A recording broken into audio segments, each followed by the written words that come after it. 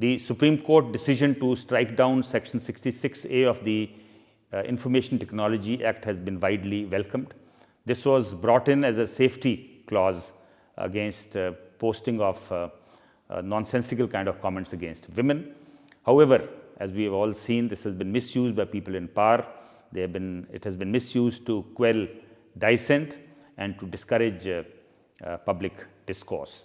The Supreme Court has rightly observed that freedom of speech, free expression is a cardinal principle of great importance, and people in power must accept dissent as a way of life. So, this is a good first step, but a number of other steps needs to be taken. I think we need to look at certain clauses of the Indian Penal Code like 124A, which is for sedition, 153A, which is also for sedition, and 295A, which is for hateful speech.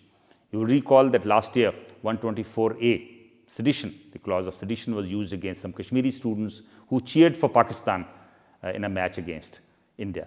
It was of course later withdrawn. The case was withdrawn after public hue and cry. Similarly, the other clauses like 153A and 295A have been used against certain writers. I remember when there was a public outcry against Wendy Doniger's book on Hinduism.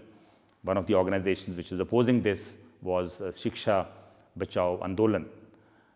Even at that point of time, certain academicians had demanded that while 124A needs to be repealed, the other clauses there is need for fresh look and to bring in certain safety clauses and checks in the use of those clauses against journalists, against writers, and against academicians who are pursuing research work.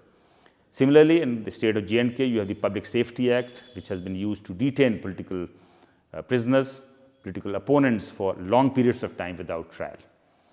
So, I think there is need, as a follow-up to what the Supreme Court has done yesterday, there is need to appoint a committee either by the government or maybe the Supreme Court should take suo motu notice, appoint a committee to take a fresh look at all these clauses which are a hangover of the British Raj.